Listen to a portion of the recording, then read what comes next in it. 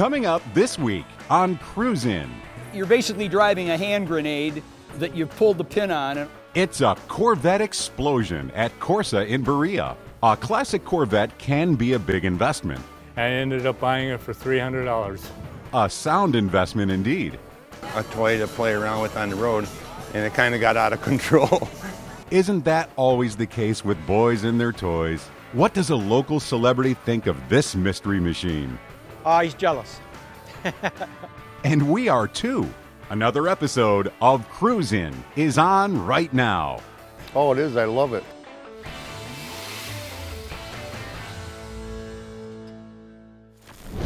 Hi, I'm Scott Miller, car enthusiast and regular guy just like you, and welcome to CruiseIn. Now, when CruiseIn shows up at a location, we have to make sure that it's been fully vetted, and this one has. We're in Berea, Ohio, at Corsa Performance Exhausts for Corvettes at Corsa. This is an 11th annual get-together for everything Corvette. From the original 1953 C1 that rolled off the line in late that model year, all the way up to the newest 2014 7th generation reintroduction of the Stingray. If it's Corvette, it's here. Let's go check it out. Well, in the Corvette world, there's original, there's full restoration, there's survivor cars. Then there's Brocklanders, which there's not a whole lot of original here other than you yourself. Tell us about this 66, because we could spend all day talking about everything that's not original about it. Well, we started the project back in 2000, okay? It's like a lot of projects start out. They start out small and they end up getting very large. The first thing I did was replace the engine. I had a 427 in it when I bought the car new back in '66, and it had 85 pounds of compression in one of the cylinders. So I couldn't take the car out and have fun with it because I know I'd have parts all over the street. I got a quote on rebuilding the 427 for about 500 horse, and the quote was around $6 grand, $6,100. The 502 crate motor was $62.95. So that was an easy decision. So after we pull the motor out, the next thing we look, okay, we got all this suspension stuff here. Gee, it'd be a great thing to, you know, to change the suspension and change the shocks and upgrade the shocks. So we updated all of that. Do you actually take this car out and race it? No. Well, I race it on the street occasionally. And I jump on it once in a while, scare myself, that's enough, okay, back to 35 miles an hour, 45 miles an hour. When that happens, do you see your entire checkbook flash before your eyes? Yeah, and I'll tell you what, the crunching sound is a terrible sound. What kind of creature comforts did you add to the interior of the car? It had light blue vinyl interior. I upgraded to leather, and then I had the silver inserts on the car added and the embroidery Stingray 502. I like the looks of that, so I had that done on the door. Comfortable, well, you're using new foam, so that made the seats more comfortable. MP3 player, put all your tunes on that so you can plug right in to the CD player, which is mounted in the glove box, so you can do that. 11 speakers plus a sub.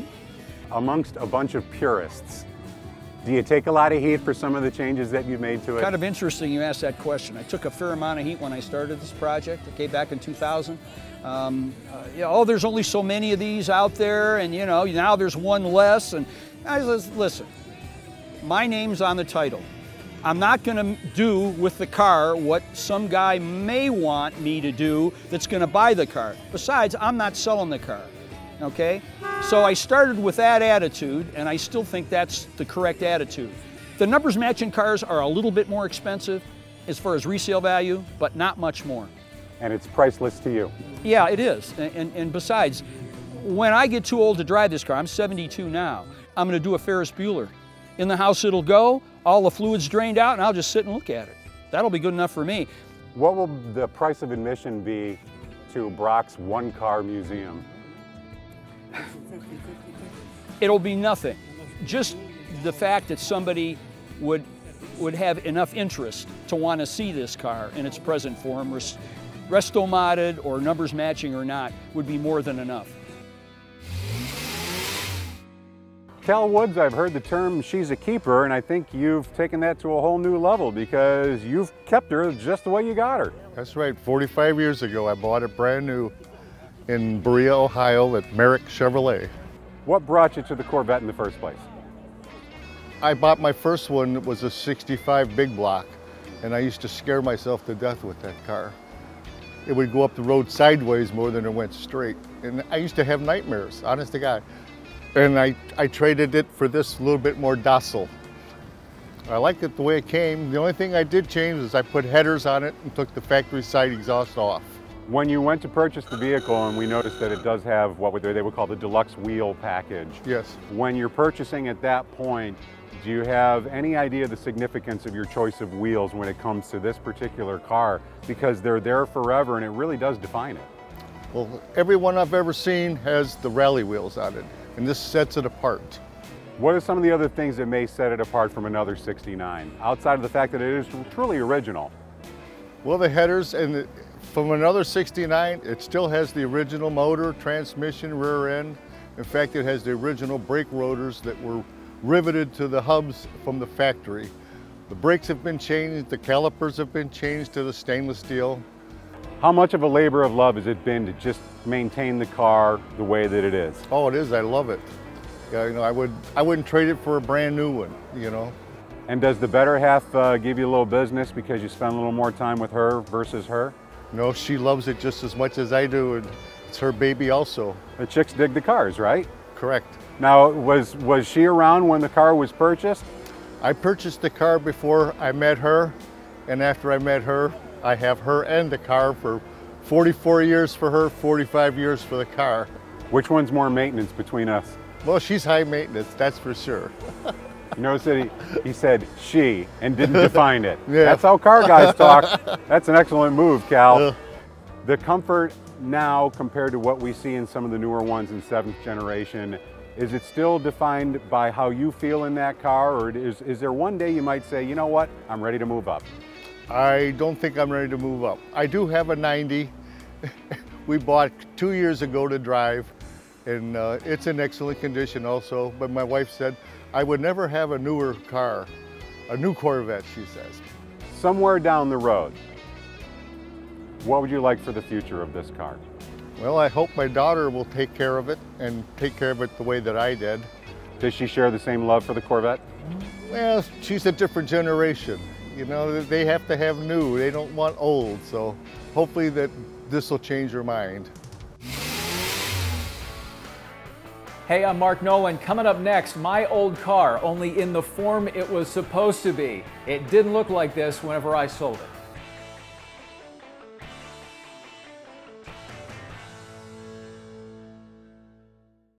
Big horsepower creates damaging heat that can hurt performance and kill other systems, all while baking the driver.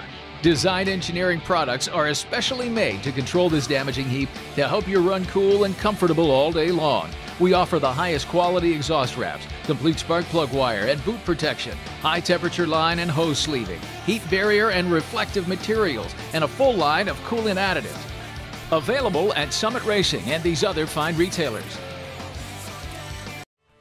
Now, back to more classic Corvettes on CruiseIn.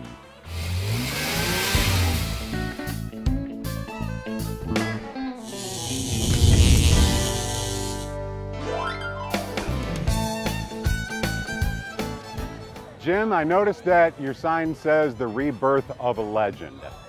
Now there's convertible guys and there's coupe guys. We're looking at a 66 Stingray coupe that is absolutely flawless. Why the moniker The Legend? Well, it's because it's a mid-year Corvette, which they only built from 63 to 67, and it's a coupe. They built less coupes than they did convertibles, and hence it becomes a legend. Tell us about our 66 here. First of all, the color catches my eye right out of the gate. It's called Mossport Green, and they only painted 2,311 of the 66 Corvettes that color. And you got the car just like this, or what shape was it in? I had to do a lot of work on it. It was a 3-year restoration. And that was frame off and everything? Yeah, every nut and bolt. What was the car's history prior to you getting it? Was it a barn find? Was it a racer? It was originally a barn find. I bought it from actually a local celebrity, Mark Nolan. He had it and he was going to restore it. And he decided he had too many projects. So He put it on eBay. I saw it. It was local, so I told him I'd like to look at it. Went over and looked at it, and that night I bought the car. 57,000 and change, all original miles. Yes. How often does it go out? Pretty much a 3-season car. I take it out in the spring, summer, and fall, and I put it away to bed for the winter. Do you find that it's almost as much work just maintaining it as it was getting it all put together? Well, it's not as much work, but it's work. I mean, there's a lot of things you have to, you got to take care of, just like any other car you drive. When do you say to yourself that it's complete? I've got it the exact way I want it. It's complete. It's complete. Yes. So no other, hey, I saw something online, or I saw someone else's car that might take it to the next level, or you just want it as complete original and no more? Complete like it came out of the factory is what my goal was, and it's there. It's there. Mark has a lot of projects going on, so He does. I can understand where Mark wouldn't have the time to do this, but in the same breath, to see how you took it and what you've done to it has got to make him proud as much as it does you. Well, he took the car off of eBay especially for me because he wanted the car to stay local. And he had a fella on eBay that was from St. Louis, and actually Mark sold it to me for his reserve, and he took it off of eBay, and the bid was actually higher. So he did me a big favor by doing that. Car guys are like that, Corvettes or not, or if you're a drag racer or your old Willis type guy or whatever, it's nice to know that the car's in good hands and as you stated, local. Right, and he was very happy about that. Yeah, Jim's the guy, plain and simple. And I know you've already seen the car, and you can tell that he knows exactly what he is doing. I was more than happy to sell to him. I had offers from all over the country to buy that car, sight unseen. Just put it on a truck and wire me the money and that sort of thing. But when I talked to him and I knew that he had run a car like that when he was younger, and he was just so excited about it, I said, well, this is definitely the guy, and he really did it right. Interior was replaced, carpet, seats, all that was, I did all that. It's original from the way it would be from the factory, but it's not original to the car. The radio is a vertical install, which is the way it was from the factory. And it's an AM/FM, which has a slide bar on it that changes it from AM to FM. When you go to do something like that, and of course it's not original, but you're trying to take it back to original, where do you go for the reference points? Well, there are a lot of publications out by NCRS, which is the body that pretty much puts the standard on what the cars are going to be like, or what they should be like, and they have a lot of documentation. I used one of their manuals to make sure that I had all the parts correct for this vintage. When you take it out to a show like this, you enter it into any of the competitions, or is it more about the camaraderie that comes with the ownership? For me and most of the guys in the Corvette Club, it's for the camaraderie. I was in the Corvette Club back in the early 70s, mid 70s, up to about 82. I had a 1970 Corvette then, and I got married, had kids come along, and I had to get rid of that car to help pay for the house because we needed a bigger house.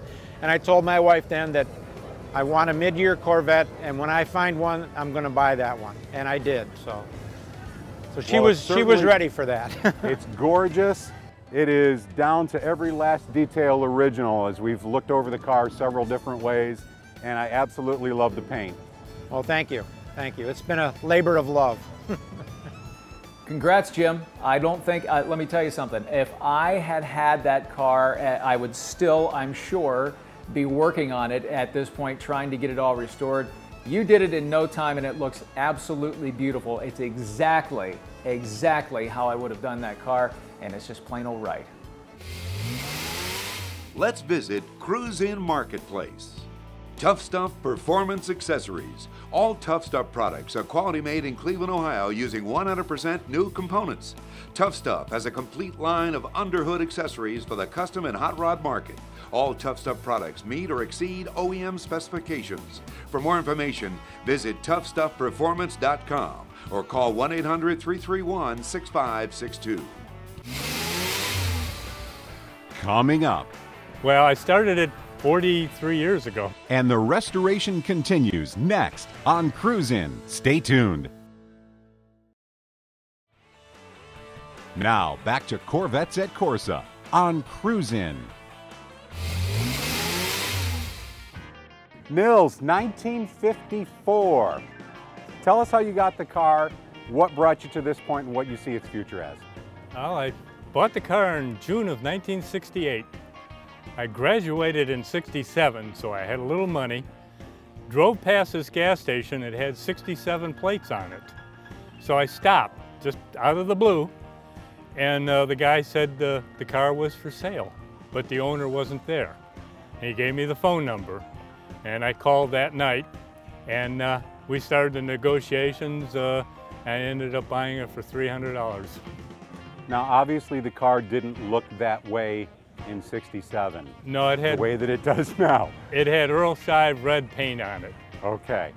After getting down to the bare glass, the last one was white. So you drove the car for a while after you got it running, and what happened from there? And what brought us to the state that we're in now? Well, a couple of years of driving it around, then I decided to start rebuilding it.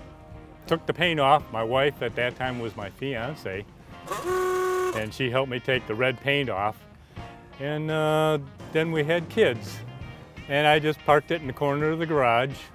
What would you say the period was from the time that you parked it until you started again? How many years? 43 years maybe. And there was never the urge to say, you know what, I'm never going to get to that, somebody's going to buy it, just sell it. No, there was always, well, one kid's gone, I'm going to get a little more money, yeah. And it kept getting put off. Other things came along, you know. Now, I've noticed a lot, as we've talked to a lot of folks today, that the common theme is not only Corvette, but you guys own more than one at a time. Well, this one was bought in 68. I bought the 69 in February, or 62 in February of 69. The one that really just makes you want to be a part of this is the 54. Yeah, I like the 62 a lot. It came with a V8. That's what I was going to put in here until I found out it was a little more rare with the 6. Inline 6, 235 cubic inch with 3 single barrel side draft carburetors.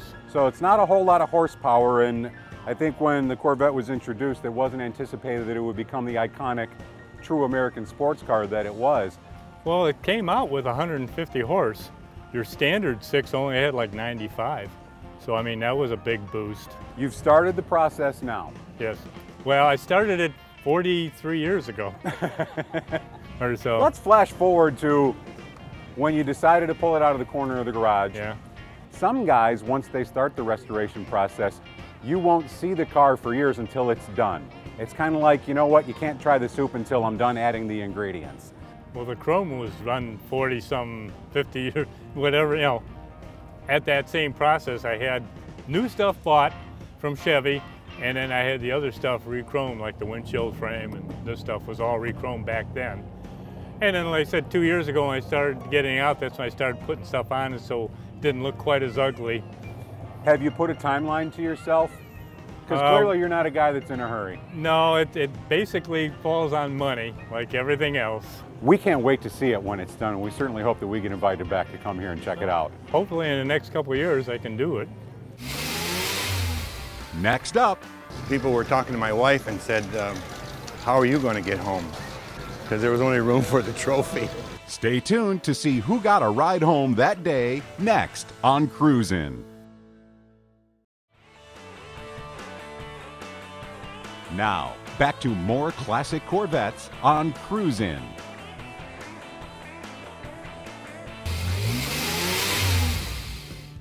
Fred, the first two things I notice about this beautiful 66 Corvette is convertible and the color. What's the color? It's the original color. It's called Sunfire Yellow. And I had to find what color it was because it had 5 different colors on it when I got it. Now this car is not original to you. You picked this up and did a full restoration? Yeah, that's about 10 years ago. It took me 3 years to build it. Tell us what's under the hood. It's 300 horse, 327 engine. It's the original engine, all the numbers matching on this car. That's one of the reasons I bought it. It had a lot of the original components on it. And as far as the finished product, you were aiming for a car that looked like it rolled off the factory. There's no special mods to the car or anything else? No, it's 100% original. Even the fuel pump and the master cylinder and little things like that over the years. I started off, I was just going to build a driver. I wanted just a daily driver? A toy to play around with on the road, and it kind of got out of control. I think that happens to several folks once they start one of these projects. Did you have a hard time finding some of the parts that are critical to getting back to complete original? That's one of the reasons it took me 3 years. I had to do a lot of scrounging under a budget. I didn't want to invest a lot in it, and that kind of got out of control too. When you're thinking about the generations of Corvettes, and from C1 all the way up to C7, this is the one that represents you the most? Oh yeah, that's what I grew up with, and I think the car of the Corvette, the C2s are the cars. C2s is 63 to 67. I had a 63 a long time ago, and it was like a throwback to the old days. Just driving it brings back a lot of memories. In fact, at the Vermilion Car Show a couple of years ago, I won Best of Show, and it was like a 4-foot tall trophy, and everybody was kidding me about being able to fit it in the car. Yeah. And so people were talking to my wife and said, how are you going to get home? Because there was only room for the trophy. And you're still married? Oh yeah.